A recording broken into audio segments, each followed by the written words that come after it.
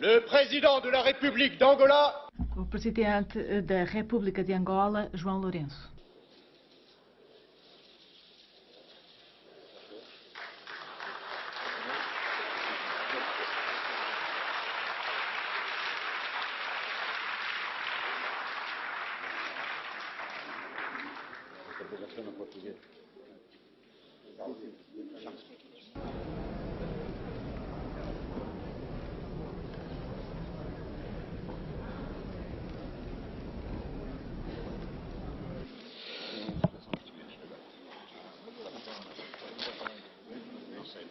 Dear colleagues, it's a pleasure. Caros colegas, é com prazer que dou as boas-vindas ao Sr. Presidente de Angola, João Lourenço. Angola é um país importante em África e reforçar as ligações com o continente africano é uma prioridade do Parlamento Europeu. Desde a Cimeira União Africana com a União Europeia em Abidjan, nós temos procurado uma parceria revitalizada entre os dois continentes. Uma parceria que melhore as relações mútuas. A conclusão do Conselho Europeu, adotada na semana passada, reflete esta abordagem, melhorar os contactos com a África. Sr. Presidente João Lourenço, em setembro de 2017, tornou-se o primeiro presidente de Angola em 38 anos. A sua eleição contribuiu para o processo democrático no país. As reformas que defendeu contribuíram para revitalizar a economia angolana, atraindo investimentos estrangeiros, melhorando a competitividade, melhorando a indústria e lutando contra a corrupção e melhorando os direitos dos cidadãos. No entanto, a pobreza e o desemprego continuam no topo da lista, assim como a luta contra eles. A União Europeia está pronta para apoiar a Angola para tomar em consideração estes desafios. Uma diplomacia é importante e é necessário que haja um plano de investimento para a África. Através disso, poderemos ajudar a Angola a desenvolver uma base através de transferência de tecnologias e de know-how para melhorar as infraestruturas. O comércio é uma outra área em que podemos fazer mais.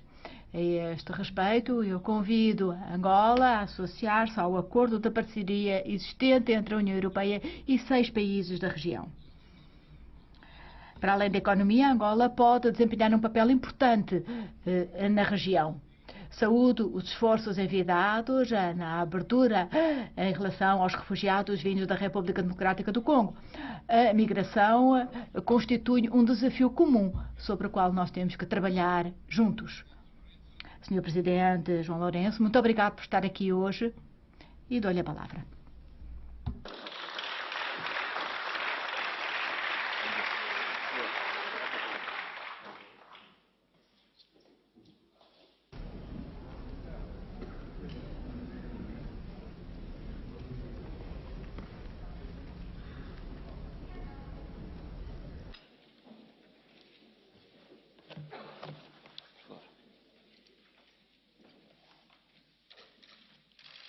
Sua Excelência, Sr. António Tajani, Presidente do Parlamento Europeu, excelentíssimos senhores deputados do Parlamento Europeu, ilustres convidados, minhas senhoras, meus senhores. É para mim uma grande honra poder dirigir-me aos ilustres deputados deste Parlamento, um dos espaços mais respeitados na promoção da democracia e dos direitos fundamentais dos cidadãos na Europa e no mundo. Agradeço o acolhimento cordial que me foi reservado e a delegação que me acompanha desde a nossa chegada a Estrasburgo, que traduz a expressão das boas relações de cooperação existentes entre Angola e todas as estruturas da União Europeia. Não quero deixar de aproveitar este momento singular para manifestar o meu desejo de um diálogo permanente e franco com o Parlamento Europeu, baseado no respeito mútuo, para que se reforce a nossa cooperação em todos os domínios de interesse comum. Com o mesmo espírito, durante a minha recente visita oficial à Bélgica, tive já a oportunidade de abordar com o Presidente do Conselho Europeu e com a chefe da diplomacia europeia algumas situações que preocupam os nossos dois continentes. Como é do vosso conhecimento, alguns dos problemas vividos por África têm reflexos diretos na Europa e merecem, portanto, a atenção cuidada dos responsáveis dos países e das organizações de ambos os continentes. Excelência, minhas senhoras, meus senhores, Angola viveu durante décadas uma situação de conflito armado que provocou a morte de milhares de pessoas e a quase completa destruição das suas infraestruturas, situação que só viria a terminar com a assinatura dos acordos de paz no dia 4 de abril de 2002. O alcance da paz e da reconciliação nacional permitiu promover uma vasta campanha de construção e reconstrução e encetar uma nova etapa de reformas em todos os domínios da vida política, econômica e social, com ganhos visíveis na vida dos cidadãos. Apesar desse processo ter sido fortemente afetado pela crise econômico-financeira internacional e pela baixa do preço do petróleo no mercado internacional, isso não impediu que fosse assegurado o normal funcionamento das instituições democráticas, o exercício da justiça e a afirmação dos direitos e liberdades fundamentais dos cidadãos. Hoje, quando o país vive uma natural fase de transição política, o Executivo angolano continua empenhado em aprofundar o processo democrático e em melhorar as condições que permitam um ambiente favorável à diversidade de opiniões, à liberdade de expressão e, no geral, ao respeito pelos direitos fundamentais dos cidadãos. Desde 2008 que a República de Angola realiza eleições periódicas, livres, justas e transparentes, participadas por diferentes partidos e coligações de partidos, com vista a legitimar o poder, elegendo o Presidente da República, os deputados da Assembleia Nacional e a formação do Executivo do Governo. Temos uma Assembleia Nacional unicameral, com um total de 220 deputados, distribuídos entre 4 partidos políticos e uma coligação de partidos, de acordo com os resultados das eleições de agosto de 2017. Excelência, minhas senhoras, meus senhores, desde a minha investidura como Presidente da República, aos 26 de setembro de 2017, tenho procurado implementar políticas que beneficiem diretamente as populações, em concertação com todos os atores políticos e sociais da nação. O Executivo que dirijo tem focado a sua atenção na implementação de programas de estabilização macroeconômica e de consolidação fiscal, com vista a reduzir os efeitos da inflação e a normalizar o mercado cambial. Embora se verifique uma diminuição do peso do setor petrolífero na economia nacional, tal redução não é suficiente para superar os desequilíbrios existentes e não se reflete ainda na diversificação da economia e numa alteração estrutural das exportações e das receitas do Estado. Nos últimos anos, foi feito um grande esforço de reconstrução nacional, tendo-se investido bastantes recursos em infraestruturas e obras sociais, mesmo assim insuficiente para fazer face às necessidades de atendimento das empresas e das populações, no que diz respeito à energia, água, escolas e hospitais, por exemplo. Contamos, por isso, com a União Europeia como um importante parceiro que nos pode ajudar a superar os constrangimentos que ainda encontramos para colocar a economia angolana ao serviço do desenvolvimento, do progresso e do bem-estar das suas populações.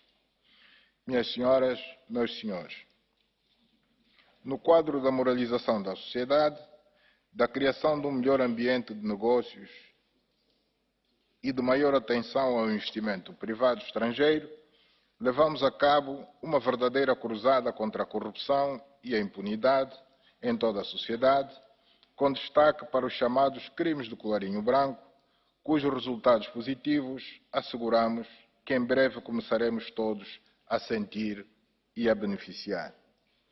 Paralelamente, um conjunto de outras medidas vêm sendo adotadas como a recente aprovação pelo Parlamento angolano da nova Lei da Concorrência, que tem como objetivo prevenir e sancionar as ações dos agentes econômicos que não cumpram as regras da concorrência, a aprovação da Lei do Investimento Privado, que se tornou mais atrativa para o investidor no geral e, em particular, para o investidor estrangeiro. Ali onde ainda foi possível, foram anulados contratos bilionários para a construção e gestão de importantes infraestruturas públicas, caso do Porto da Barra do Dande, por não se terem respeitado os mais elementares princípios da transparência e da concorrência. Foi aberto concurso público para novas licenças de telefonia móvel e a privatização em parte do capital da Angola Telecom. Estudos decorrem para a privatização em concurso transparente ou em bolsa de algumas empresas públicas de diferentes setores, incluindo o petrolífero. Foi há dias aprovado em Conselho de Ministros o novo modelo de comercialização dos diamantes, que acaba com os chamados clientes preferenciais, por outras palavras, privilegiados, que tinham o monopólio do negócio em detrimento das empresas produtoras e até da própria concessionária, a Indiama. Acreditamos que com esta medida veremos em breve o regresso das grandes empresas multinacionais do setor, quer das produtoras como das de comércio e de lapidação de diamantes.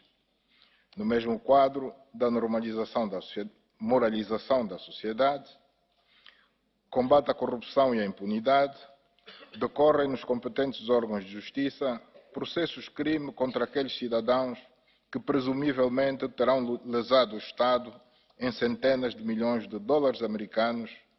Aguardemos pelo seu desfecho.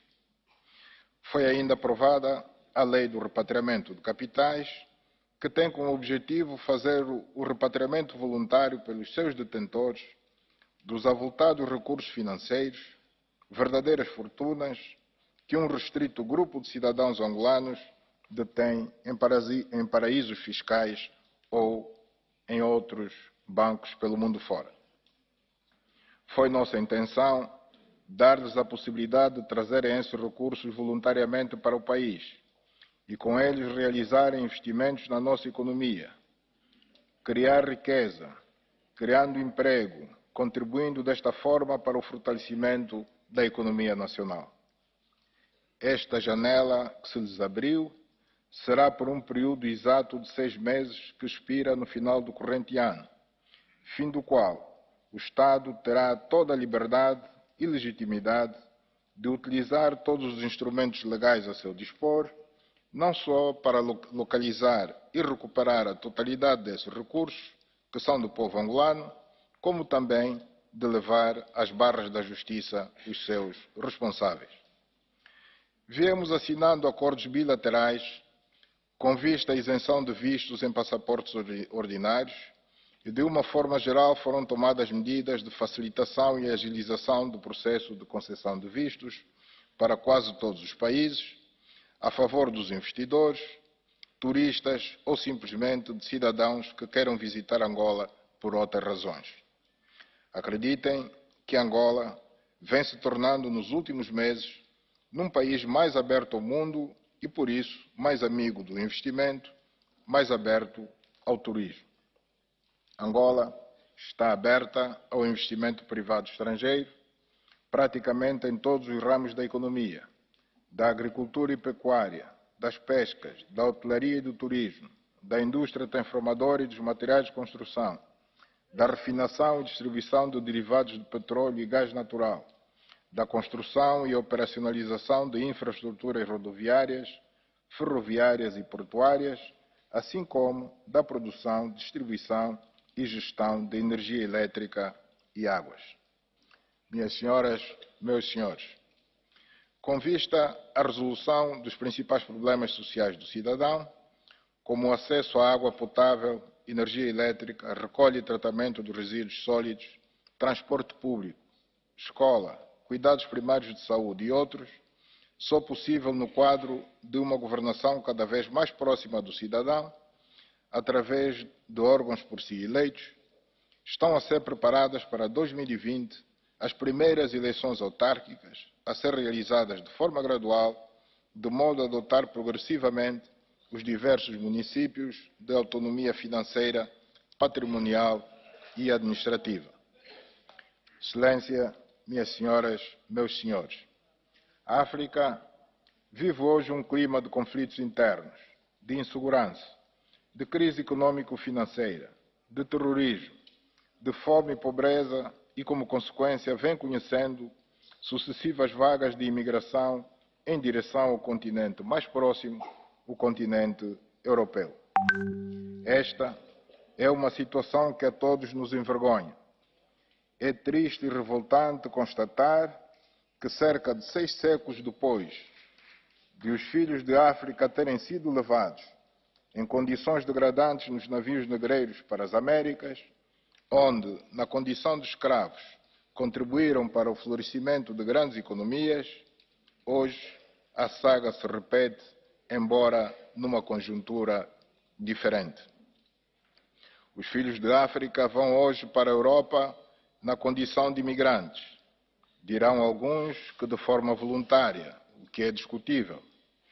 Para sermos francos, fogem dos conflitos armados, da fome e da miséria que assolam alguns dos nossos países, fogem do desemprego e da falta de perspectivas por um futuro melhor.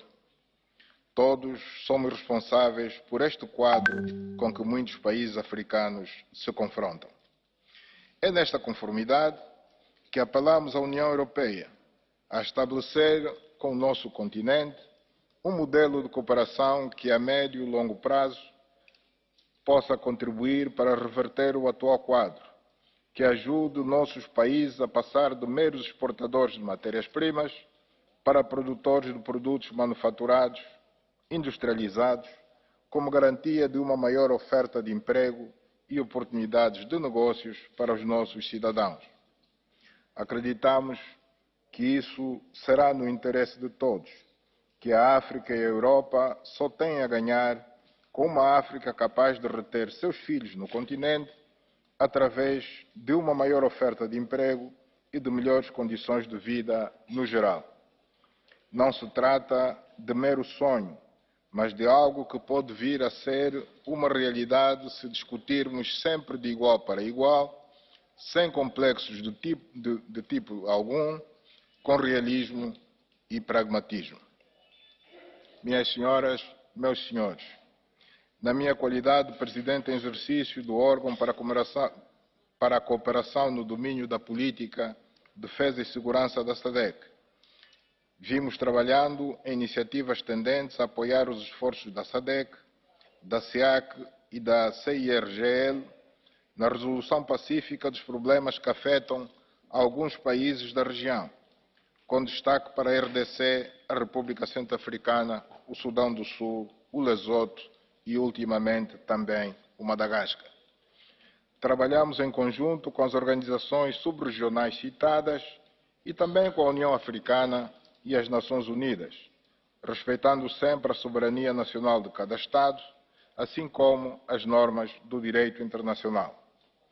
No que diz respeito à cooperação entre a União Europeia e o continente africano, realizamos no ano passado a 5ª Cimeira, na qual foram discutidas questões de paz e segurança, da boa governação, democracia, os direitos humanos, as migrações e a mobilidade dos cidadãos, o investimento e o comércio, o desenvolvimento de capacidades e a criação de emprego. É posição comum africana a necessidade da mudança do paradigma do modelo de cooperação estabelecida no âmbito dos acordos de Cotonou, entre a União Europeia e o grupo de países da África, Caraíbas e Pacífico. Termino reiterando os meus agradecimentos pela hospitalidade, pelo cordial acolhimento e pela atenção dispensada pelos senhores eurodeputados. Muito obrigado.